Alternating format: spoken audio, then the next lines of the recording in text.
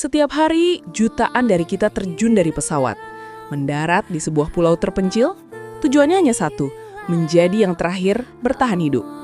Kita mengenalnya sebagai PUBG. Sebuah game, sebuah adiksi, sebuah sumber teriakan frustasi.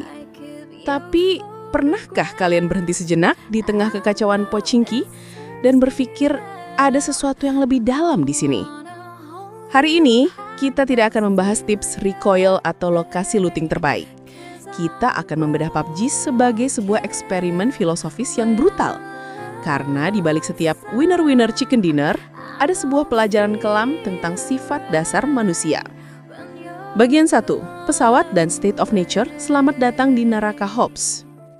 Setiap pertandingan dimulai dengan cara yang sama. 100 orang, setara, tanpa senjata, tanpa perlindungan, dilempar ke sebuah pulau yang tak kenal ampun. Ini bukanlah sekedar awal dari sebuah game. Ini adalah visualisasi sempurna dari konsep state of nature atau kondisi alamiah dari filsuf Thomas Hobbes. Hobbes membayangkan sebuah dunia tanpa hukum, tanpa aturan, dan tanpa pemerintah. Di dunia seperti itu, ia percaya akan terjadi bellum omnium contra omnes, perang semua melawan semua. Kehidupan akan menjadi soliter, miskin, kejam, brutal, dan singkat. Terdengar familiar? Itulah detik-detik pertama di School atau Georgopol.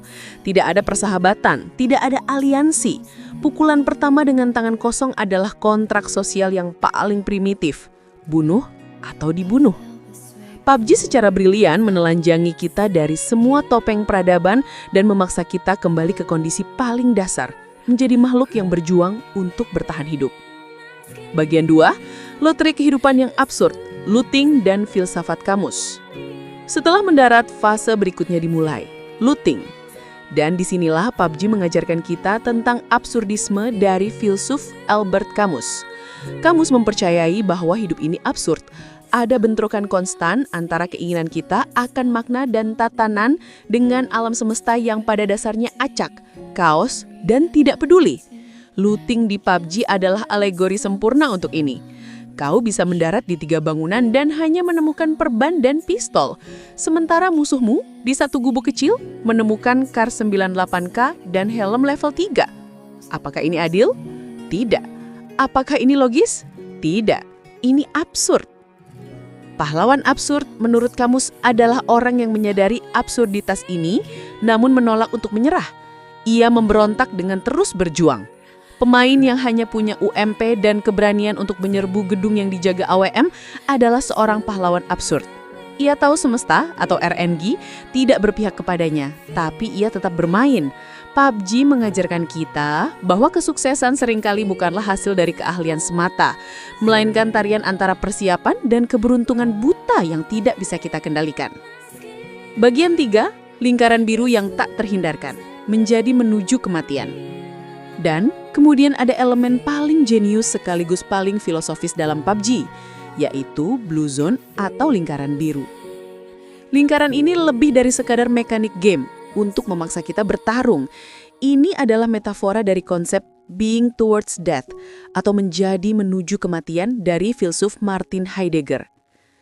Heidegger mengargumentasikan bahwa kesadaran akan kematian kita yang tak terhindarkan adalah apa yang memberi hidup kita makna dan urgensi. Batas waktu inilah yang memaksa kita untuk membuat pilihan yang otentik. Lingkaran biru adalah kematian yang terus mendekat. Ia tidak peduli jika kau sedang bersembunyi. Ia tidak peduli jika kau belum siap. Ia akan datang.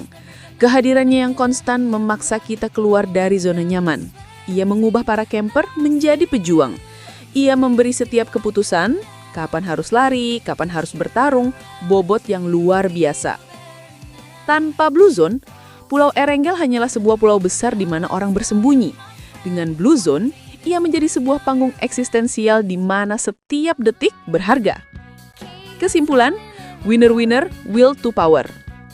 Jadi, apa artinya memenangkan chicken dinner? Setelah kau selamat dari neraka Hobbes, menertawakan absurditas Camus, dan berlari dari malaikat maut Heidegger, yang tersisa adalah kau sendiri di puncak.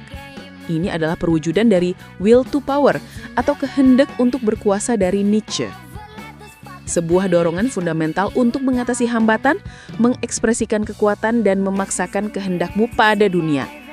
Winner-winner chicken dinner bukanlah sekadar hadiah, itu adalah sebuah penegasan eksistensial. Sebuah deklarasi bahwa di dalam simulasi brutal ini, di antara 100 jiwa, kehendakmu untuk bertahan hiduplah yang paling kuat.